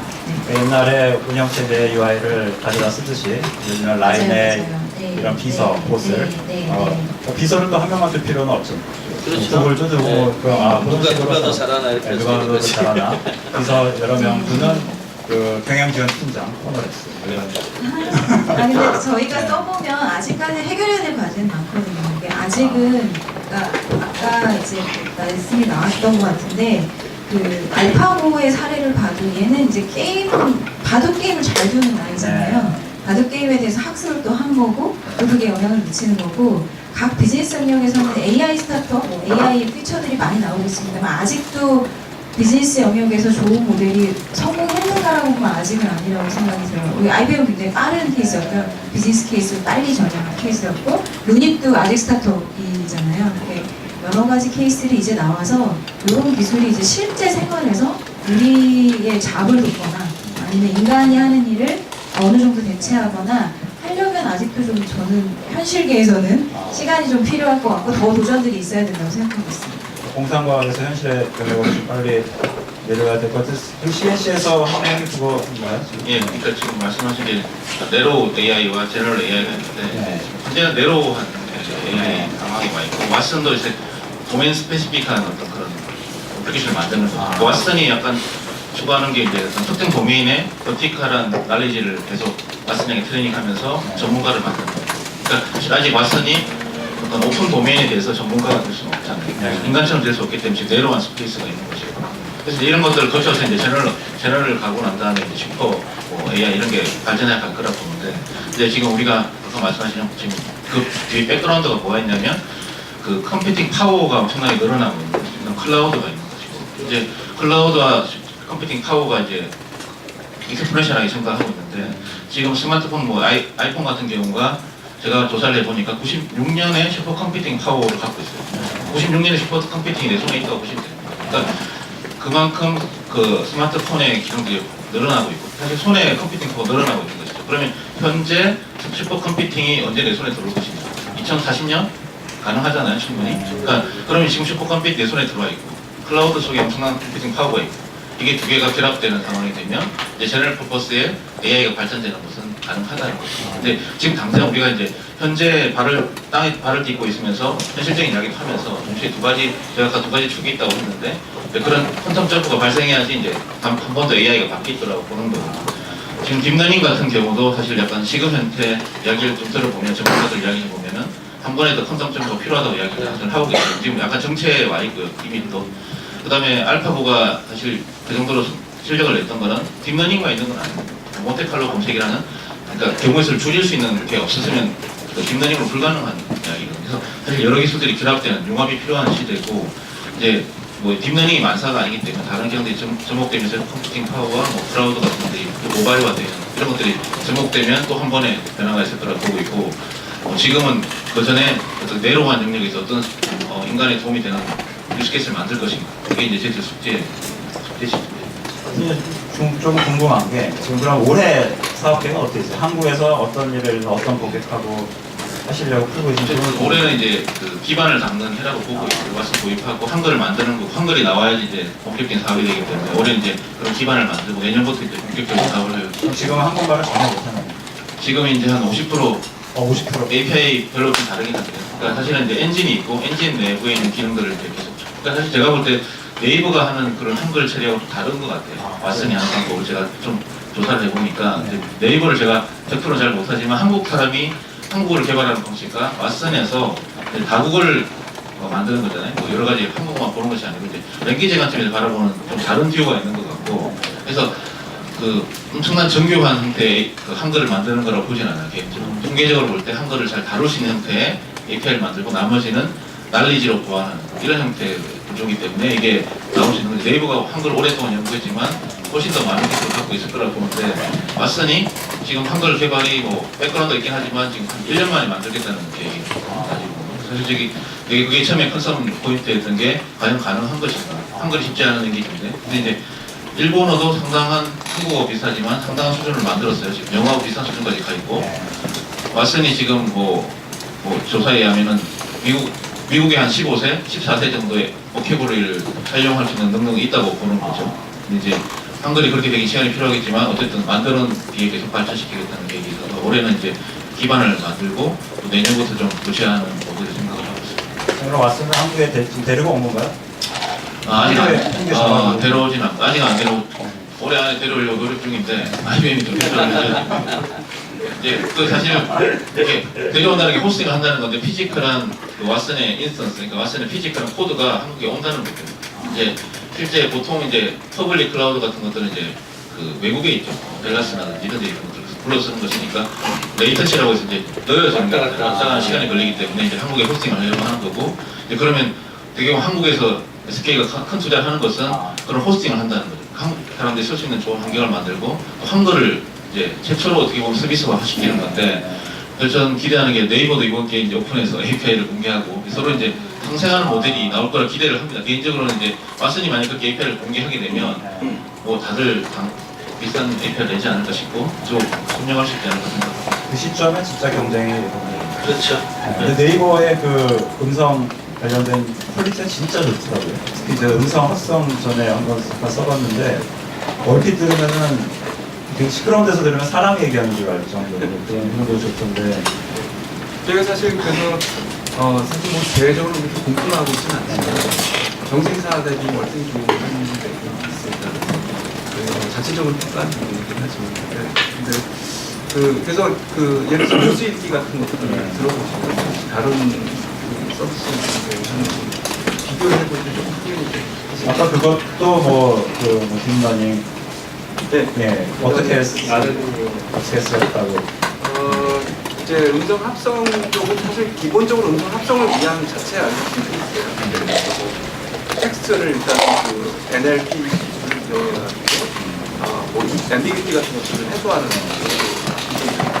예를 들면 뭐 문자로 10대 이렇게 하면 10대라고 그리고 이게 열대라고 그렇죠. 그러니까 그런 것들이 이제 그 MPT가 있기 때문에 NLP 기술을 통해가지고 이건 이제 그 MPT는 없애고 그다음에 이제 그 음성 DB가 있습니다. 그래서 이제 그 개별 이제 음원에 대해서 이제 음성 DB를 구축해놓고 그걸 조합을 해가지고 이제 실제로 이제 음성으로 만들어지는 거죠. 사실 음성 합성 자체 알고리즘들이 있는 거고 거기 이제 딥러닝이 들어가는 건 이제 학습을 좀 더 강화를 해가지고 예를 들어서 뭐 프리딕션을 할 때 예를 들면 그 운율 같은 것들이 있거든요. 그러니까 인토네이션이라고 어떤 시점에서 어떤 이게 올라가는 게 좋을지 내려가는 게 좋을지 논리하지 조절을 할 때 프리딕션을 하는데 그런 것들 좀 더 정확하게 하는 그런 식으로 이제 응용을 하는 딥러닝만 가지고 음성 학습이 된다 이거는 말이 안 돼요.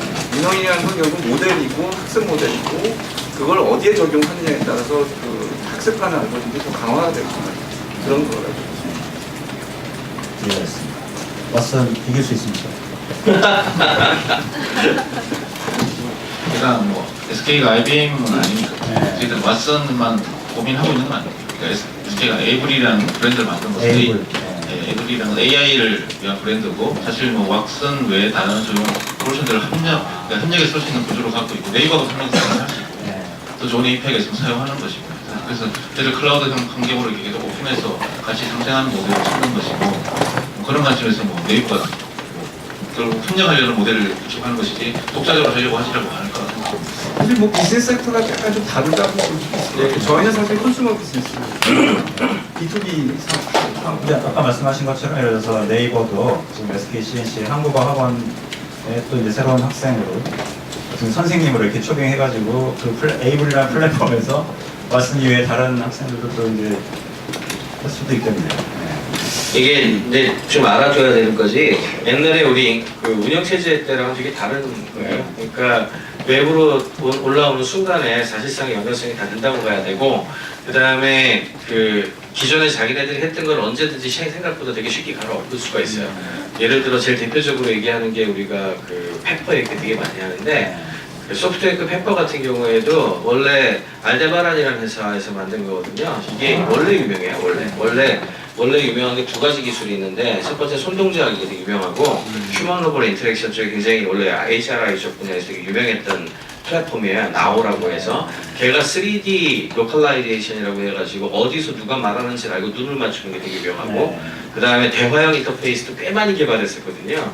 그렇게 해서 원래 페퍼를 발표를 했는데 과감하게 이제 지식이라든지 이런 여러 가지 서비스를 하기 위해서 소프트뱅크에서 그 원래 알데바란의 알데바란의 컨버세이션 인터페이스를 왓슨으로 교체했잖아요.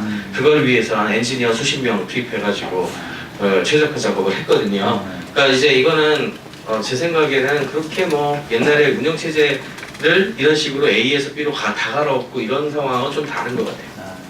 어차피 이제 API이기 때문에 얼마든지 교체 가능하다. 그렇게 보면 됩니다. 지금 어쨌든 한국어가 나오면 기대하는 게 이제 기존에 다른 것도 있겠지만 이제 비교해 볼 수 있는 기회가 생길 거고 또 국내 로컬 업체에서도 이제 만들려고 하고 있잖아요. 그래서 이제 비교할 수 있고 사실은 그 SK가 시장에 어떤 파문을 던지면 그것이 이제 퍼져나가서 같이 이제 협력하는 모델이라고 기대를 하고요. 근데 이제 제가 볼 때 이제 앞으로 중요한 거는 그 인터페이스 아까 말씀드린 인터페이스 중요하다고 보는 게 사실 뭐 우리가 옛날 인터넷이 나온 뒤에 네스케이프라는 그 브라우저가 나왔기 때문에 이제 확 바뀌었던 것이죠. 그다음에 스마트폰도 아이폰이 나오면서 바뀐 것이지 우리 옛날에 스마트폰이 있었잖아요, 충분히. 근데 그게 이제 문제가 뭐였냐면 인터페이스 이슈였죠. 이게 그런 것들이 바뀌는 것인데 AI도 마찬가지인 게 제가 볼 때 인터페이스, 그러니까 우리가 어떤 AI를 접하는 방법이 텍스트라든지 자연어로 할 수 있다. 그다음에 보이스를 할 수 있다는 건 되게 큰 인터페이스가 변하는 것이죠. 그동안 우리가 터치했다. 근데 우리가 2000 초반에 이제 유비쿼터스 이야기 나왔을 때도 뭐 마찬가지였던 거죠. 그러니까 어떤 커넥션 하지 않고 내 주변에 컴퓨팅 파워를 활용하는 그런 모델인데 그게 안 됐잖아요. 이유가 인터페이스의 발전이 없었기 때문에. 근데 지금 이제 실제 유비쿼터스라는 기술이 아직 여전히 발전하고 있는 것이고 그게 AI가 들어와서 어떤 인터페이스 터치하지 않고 말로든 뭐 여러 가지 방식으로든 인터페이스 할 수 있는 그 UX가 바뀌는 환경이 되면 다양한 도메인의 서비스 모델이 나올 거라고 생각을 하는 거죠. 그래서 저희들도 이제 그 SK가 지향하는 모델이 SK 직접 하는 모델도 있지만 이런 API를 내면서 다양한 형태의 그 융합이 발전되기를 기대하는 거예요. 그 사업이 브랜드가 에이블이라고. 예. 그래서 그런 그럼 것들 언제부터 저희가 하반기부터는 좀 이제 마케팅을 할 생각이고요. 이제 에이펙에 나오는 것들 미리 알리려고 하고 있고, 또 스타트업들 지원하는 뭐 이런 여러 가지 프로그램도 준비를 하고 있고, 네, 그런 생각을 하고 있습니다. 하반기에 여러분 그 코너랩스와 함께 에이블도 검색하셔서 한번 써보셨으면 좋겠습니다. 예. 지금 요즘에 뭐 알파고 때문에 또 냄비처럼 우리 사회에 끌어올라가지고 여러 가지 얘기 나왔어요. 기술 종속되면 안 되겠다. 뭐 한국형 AI를 서툴러 제어시켜야 나왔는데 우리들 앞으로 뭘 해야 됩니까? 이 달라지는 사회를 위해서. 여러분은 뭐 다 지금 잘 하고 계시지만 그래도 여러분들 이외의 분들을 위해서 좀 뭐 조언이나 제안 같은 게 있을 수 있어요. 지금 분야 뭐 사연이 좀 모르겠어요. 사실은 저는 진짜 한국형 이런 거 진짜 싫어하는데 저 알레르기 반응이 있을 정도로 싫어하는데요. 예, 해결해야 될 문제가 많은데 굳이 한국형을 꼭 해야 돼? 이게 이런 거예요. 약간 크게 봐서 한 몇 가지로 볼 수 있는 게 어떻게 보자면 전 세계가 거의 비슷한 걸 쓰게 될 거예요. 그 한 몇 개 정도로 아마 압축이 될 텐데 처음에 포탈은 그런 식으로 해서 운영체제처럼 쭉 가게 될 텐데 그거를 우리가 한다는 건 무리거든요. 거기에다가 뛰어난 자원들을 왜 거기에 투자를 하냐고. 그보다는 해결해야 될 문제에 집중하는 게 좋다고 생각을 해요. 예를 들어서 지금 의학 영상 잠깐 저희는 구축을 했지만 그거라든지 아니면은 뭐 정말 꼭 필요로 하는 어떤 버티컬 인공지능에 대한 분야들이 있잖아요. 그런 쪽에 차라리 투자를 하는 게 일단 기본적으로 훨씬 낫다 생각하고, 두 번째는 UX 측면에서도 인터페이스하고 UX 측면에서도 생각할 게 되게 많아요. 예를 들자면은 너무 아까 인공지능하고 사람하고 구별 안 되더라 얘기했잖아요. 그렇게 됐을 때 사람하고 너무 똑같다고 해버리면은 사람들이 진짜 사람으로 착각을 해요, 거의. 그렇게 되면 기대순위 확 올라갔는데 사실은 그 정도까지 안 될 거거든요. 아니면 엉뚱한 짓을 할 거란 말이야, 인간이 아니기 때문에. 그거는 인간이 아니기 때문에 걔 나름대로 좋은 판단을 했지만 우리랑 다르다는 쪽도 있어요. 그렇게 됐을 때 엄청 실망할 수가 있어요, 되려. 그래서 저는 개인적으로는 얘가 인간하고 비슷한 거를 갖고는 있으나 그래도 인공지능이라는 걸 알려주는 게 더 낫다고 생각하거든요. 예를 들면 약간 말투도 그래서 너무 인간하고 비슷한 것보다 나 인공지능인데 라고 얘기하는 거에 가까운 거를 갖고 있어야 약간 기대수도 낮추고 그 서비스가 더 이렇게 사람들이 받아들일 수가 있죠. 예를 개나 고양이를 보면 사람이 아니니까 걔가 개나 고양이처럼 안 된다고 하더라도 귀엽게 봐주고 뭐 이렇게 해줄 수가 있잖아요. 근데 그게 아니고 인간인 척 해봐 얼마나 재수없어요. 네, 그런 느낌이 있다고. 그런 부분들에 대한 것들도 잘 생각을 해보면 만들 게 되게 많잖아요. 그러니까 할 게 얼마나 많은데 왜 맨날 한국형이야. 그런 생각을 좀 얘기 드리고 싶어요.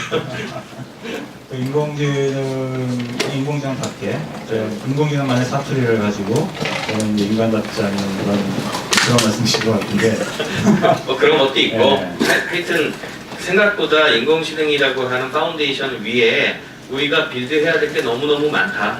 네, 그리고 그런 거 하나하나에 그 도전을 해보시면 지금은 정말 쉽게 할 수 있을 정도로 공용 리소스도 많고요. 그 다음에 이렇게 좋은 회사들이 제공하는 어떤 그런 것도 되게 많을 거예요. 잘 쓰시면 될 것 같아요.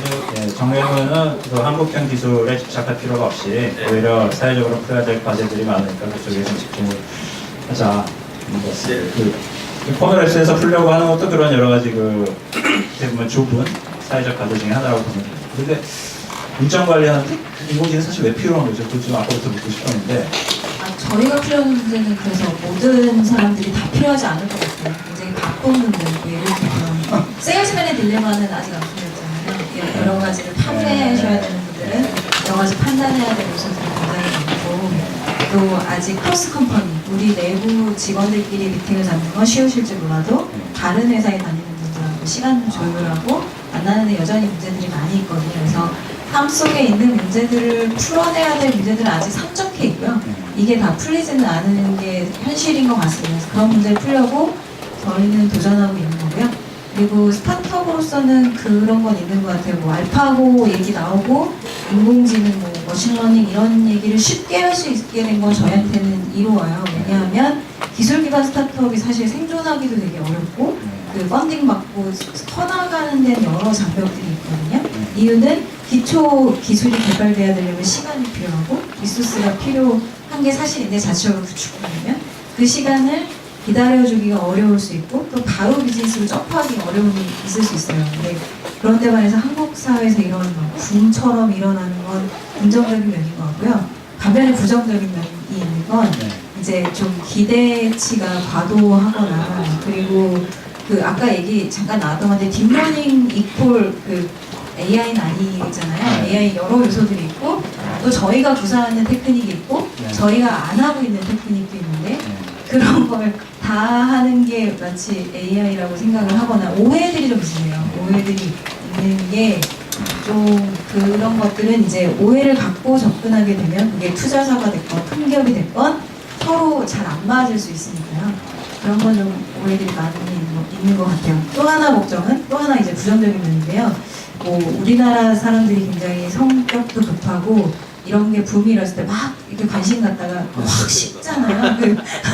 그런 게 있을 수 있어서 분명히 이제 AI 담론들은 몇 년 전부터 이제 전 세계적으로 있었고 이게 되게 해결해야 될 게 많거든요. 기술적인 것도 해결해야 되지만 기술적인 과제 외에 뭐 문화적으로 어떻게 해결할 거냐, 제도적으로 모럴리 어떻게 뭐 예를 들면 의학 정보를 잘못 판단했을 때 기계가 문제가 생겼을 때는 누가 책임을 져야 되느냐부터 시작해서 다양한 여러 가지 문제 이슈들이 있을 수 있을 것 같거든요. 그거를 각자 분야에서 좀 생각을 해보고 기술이 이제 점프할 가능성이 되게 높아졌으니까요. 이 기술을 어떻게 내 분야에서 우리가 일하고 있는데 잘 활용할까를 좀 긴 시선으로 고민하면 좀 좋을 것 같아요. 네.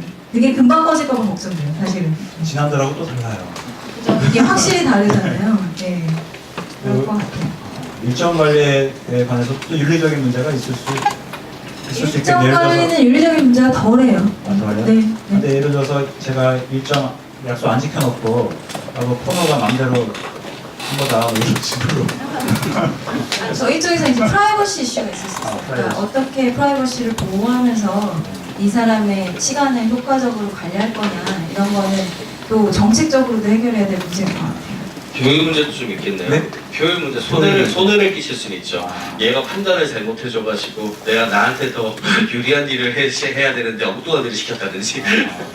지금 그런 판단을 하기 위한 게 결국은 데이터를 수집해가지고 내 그동안의 일정, 뭐 내가 다닌 동네, 그리고 내가 현재 있는 위치, 쓰는 언어, 이걸로 쓰는 언어? 네, 뭐 영어를 쓰는지 한국어를 쓰는지 이런 걸 기반으로 얘가 좀 도와주는 지금 어시스턴트 역할을 하고 있어요. 그래서 저희가 지금 크로즈도 베타하고 있는 건 제가 메일 쓸 때 CC를 하면 얘가 알아서 어시스트 하는 형태까지는 개발이 됐거든요. 그래서 열심히 하고 있습니다. 7월. 저는 쓰고 있거든요, 지금. 네. 그러니까 저희가 써보려면 7월. 오펙티는 네. 7월. 네. 하반기에 써볼 게 많네요. 네이버. 그러면 어떻게 지금 우리 사회에 어떻게 과제들이 많고 우리들의 인공위는 어떻게 네이버 뭐 어떻게 보면 보험적으로 잘하고 계시는 거 뭐 인공지능은 어떻게 보면 기반 기술이라고 네. 보고요. 인공지능을 활용하는 응용들은 무궁무진하고 있거든요. 사실 지금 이제 스타트업들도 이제 생기고 있는 상황이지만 기회들이 앞으로 많이 생기지 않을까. 기회가 네, 기회들이. 왜냐하면 뭐 사실 뭐 인공지능이 인간의 능력을 대체한다고 하지만 그 대체하는 만큼 새로운 기회들이 생길 거라고 보고요.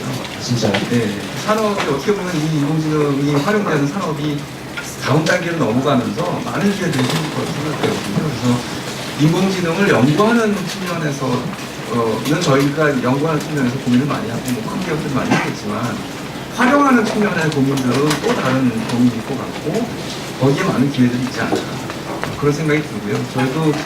저희가 뭐 스타트업들도 이제 일부 투자도 하고 기술 기반 스타트업들 저희가 투자를 하고 있거든요. 그래서 D2 스타트업 팩토리라는 엑셀레이터를 운영하고 있는데 거기 통해서 이제 스타트업들이 접하다 보면 인공지능 기술을 활용하는 스타트업들이 조금씩 생기고 있어요. 예, 그래서 뭐 아직은 스타트업이라서 뭔가 크게 성공한 케이스로 아직 부각되지는 않았지만 그 중에서 보면은 이제 진짜 의미 있는 역할들을 하는 스타트업이 있더라고요. 물론 캘린더 같은 것도 괜찮을 것 같고. 그래서 저희가 이제 봤던 것 중에 하나가 뭐 예를 들어서 쇼핑 서비스를 할 때 예를 들어서 뭐 컨텐츠를 이렇게 사실 지금은 사람이 인위적으로 컨텐츠를 올려놓잖아요. 그럼 어떤 제품들을 어떤 순서로 배열할 거냐에 따라서 매출이 막 달라지고 많아요. 이걸 인공지능이 해주면 훨씬 더 정확하게 더 효율적으로 해줘요. 그럼 이제 사실 매출이 올라가는 거죠.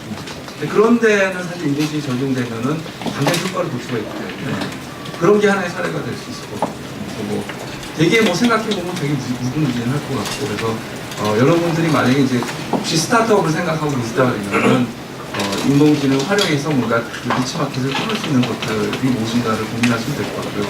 스타트업이 아니더라도 현업에서 만약에 이제 여러 가지 효율화하기 위한 것들에 대해서 고민이 있다 그러면 뭐 인공지능 기술을 활용해서 효율화할 수 있는 방안들을 고민해 보실 수 있을 것 같아요. 사실 뭐 한두 가지가 아닐 것 같아서 다 말씀드리는 거지만 새로운 기회들이 많이 생기지 않을까 싶습니다. 근데 저도 이 분야에 대해서 스테이 튠드라고 항상 얘기하는데, 이걸 잘 보고 있으라고 얘기를 하는 게, 예를 들어가지고 컨버세이션 인터페이스를 갖고 알아듣는 게 문제가 아니고요. 예를 들어서 나 지금 배가 아픈데 어느 병원을 예약해줘라고 했을 때 그걸 알아듣는 거는 여기 네이버에서 서비스를 할 수 있겠지만, 해당되는 병의원을 찾아서 예약을 해주는 서비스는 어떤 스타트업이 해야 될 거야. 그걸 해준 곳이 해야 되거든요. 그래서 어떤 일이 생길 거냐 하면 이미 준비 다 하시고 계실 텐데, 이런 것들을 잘하는 스타트업 지원 프로그램이라든지 그런 생태계를 많이 구성을 해서 그 실제 가능한 것들이 많은 플랫폼이 이기는 싸움이란 말이에요, 지금. 그렇게 되면 당연히 이런 스타트업들 기회를 많이 줄 수 있는 환경이 될 수밖에 없어요. 그러니까 IBM도 그렇고 구글도 그렇고 다른 데도 다, 페이스북도 그렇고 다 그와 관련된 그 인터페이스 노출시킬 거고, 그거에 대한 그룹을 많이 해서 생태계가 제일 커지는 애들이 가장 힘이 세질 거거든요. 그러니까 그 기회가 엄청 올 테니까, 그러려면은 이 내용에 대해서 알고서 어떻게 연결시킬지에 대해서 준비를 하고 있어야 되잖아요. 네, 그런 거 좀 생각하고 있어야죠. 뭐 굳이 뭐 이거 한국형 AI 그거보다 이게 더 중요해요. 앱을 어떤 응용 분야를 찾아가는, 옛날에 또 한국형 OS 만들려고 했었는데 결국은 제대로 된 소프트웨어를 제대로 된 소프트웨어를 만드는데. 근데 지금 이제 분명히 쾌점이 올 겁니다. 그러니까 쉽게 말해서 피로감이 오겠죠. 그러니까 우리가 기대했던 것보다 분명히 못하는 것들이 있어요. 특히 이제 머신과 대화를 한다든지 분명히 못 알아듣고 이런 이야기 발생하고 뭐 사투리도 있고 여러 가지 다르기 때문에 쉽지 않을 거라고 보는데요. 근데 이제 지금 이미 근데 AI가 사실은 AI라고 볼 건 아니고 빅데이터 옛날부터 여러 가지 기술들이 다 접목되어 있는 것이죠. 빅데이터 업체 갑자기 AI라고 얘기하는 데도 있을 텐데 지금 이제 기본적으로 같은 기술들이 맥락이 있죠. 그래서 이제 근데 분명한 건 뭐냐면 그 AI 쪽 기술을 갖고 오는 것이 잘하는 분야가 있어요. 지금 이미 주식 투자 같은 것은 이미 증명이 된 상황이거든요. 사실 엄밀히 말하면 주식 투자는 모신이 하는 것이 정확하다, 사람보다. 그래서 이제 지금 경진대도 하고 있는데 이미 이번에 블랙시 그 행복 때문에 이제 주식이 엄청 떨어졌잖아요. 그래서 경쟁 결과를 보면 거의 끝나가는데 그 모신은 그래도 조금 벌고 있어요. 근데 다 나머지는 다 마이너스입니다, 기본적으로. 그래서 이제 그런 기계가 잘하는 분야들이 발견될 거고요. 그런 분야에서는 이제 기대치가 높아지겠지만 또 인간이 여전히 해야 될 분야가 있고, 당장 그 아시겠지만 인간이 하는 대부분의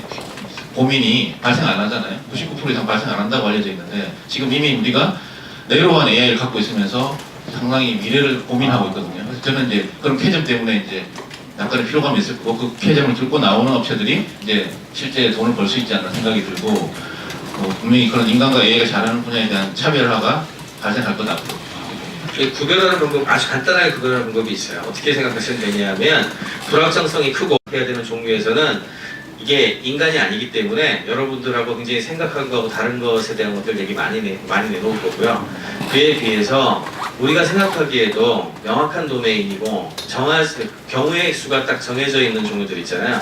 그런 것에 대한 데이터에 의한 판단이 유효한 경우에는 사람보다 낫다는 느낌을 받으실 거예요.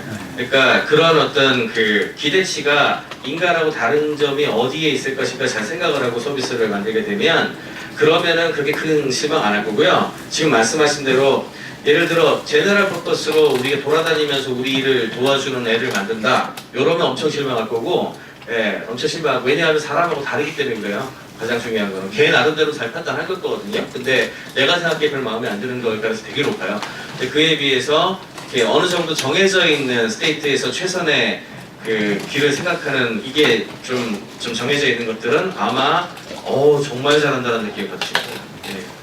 그래서 요즘에 일반 대중들 많이 걱정, 테크노 실업이다 보다 해서 이게 점점 인공지능이 아니더라도 일자리 뺏기는 걱정 많이 하시는데, 아까 기회가 있다고 말씀하셨는데 내분만 기회 있고 다른 이제 아까 완전히 사라지. 예. 활용하는 애플리케이션은 오히려 이제 그 플랫폼을 제공하는 사업자보다는 예. 그런 기업들이 더 잘 할 거라는 생각이 들고요. 근데 이제 그런 기업들이 다 이렇게 많이 나오면은 모든 것들을 다 앱으로 하게 되면은 그래도 실업은 생길 수가 있겠죠. 뭐 그건 실업률은 언제든지 있었던 거기 때문에 물론 그게 좀 더 증가할 가능성은 있겠지만 근데 대체할 수 없는 영역들 분명히 있고요. 뭐그 하이테크에 계신 분들은 크게 걱정 안 하셔도 되지 않을까. 저도 괜찮습니까? 완전 괜찮으실 것 같아요. 토크쇼 진행이라고. 제일 오래 가는 것 중에 하나 아니에요? 아, 예. 재밌는 아티클이 있었어요. 이제 인간의 그 직업을 하도 대체한다 이런 일이 있어서 말들이 많아서 인간이 이제 새로운 직업을 좀 창조하지 않을까. 점점 이게 좀 어떤 기업에 얽매여서 정해진 일만 하는 게 아니라 좀 더 자유롭게 프리랜서 스타일로 일을 한다거나 좀 더 그 창의적인 일들에 종사할 수 있는 직업을 또 창조할 수 있는 게 인간이라는 동물이 아닐까라는 낙관적인 기사도 있었어요.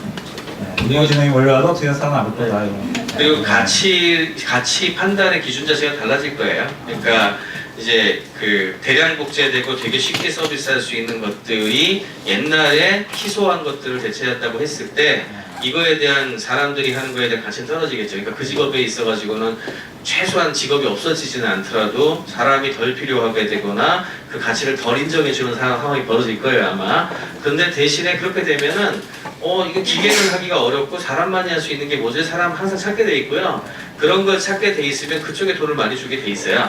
그러니까 이제 직업이 바뀌는 거지 그때. 근데 그거는 계속 탄생을 할 테니까 보시면 아마 아무렇지 않으실 것 같아요.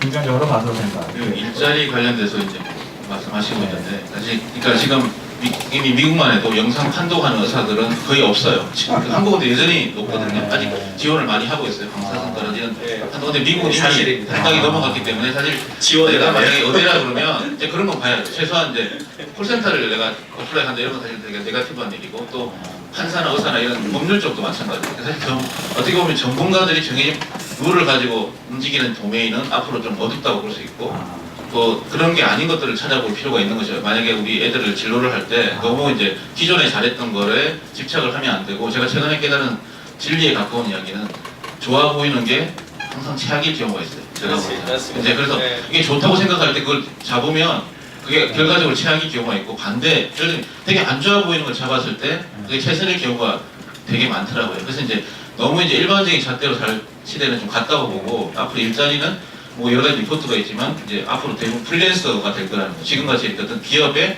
있는 것이 아니고 프리랜서 삶의 다양한 일을 하는 것이 이제 지역 일자리의 변화가 뭐 이미 발생하고 있으니까 그런 관점에서 볼 때는 이제 여러 가지 사실 대기업들이 와야 될 거라는 이야기도 있잖아요 기본적으로. 그래서 이제 그 제가 읽은 내용에는 이제 세 사람이 모여서 6개월만 만들면 지금 대기업이 30년 했던 걸 따라잡을 수 있다는 이야기도 있고요. 그러니까 오래 했다고 잘하지 않는 그런 시대가 됐기 때문에 상당히 많은 기회는 있을 거라고. 그 인공지능 시대에 진로 상담, 인생 상담까지. 저희가 지금 시간이 어느덧 9시가 엄청 넘어가고요. 이거 이 얘기 영원히 할 수 있을 것 같은데 오늘 우리가 이제 인공지능이라고 하면 뭐 공상과학 얘기인 줄 알았는데 실제로 현장에서 만지고 계시고 또 고민하시는 분들 얘기 들으니까 이거 풍부한 작품 같은 인공지능 굉장히 확 와닿는 얘기가 됐습니다. 여러분 저희도 이제 좀 정리는 사실 해야 될 것 같고요. 또 일단 궁금하신 거 있으시면 계시는 동안 바로 이어서 와서 질문해 주셨으면 좋겠습니다. 여러분 네 분 앞으로도 우리 사회 인공지능 잘 부탁드리고요. 오늘 나와주셔서 대단히 감사합니다. 여러분 감사합니다. 네, 감사합니다.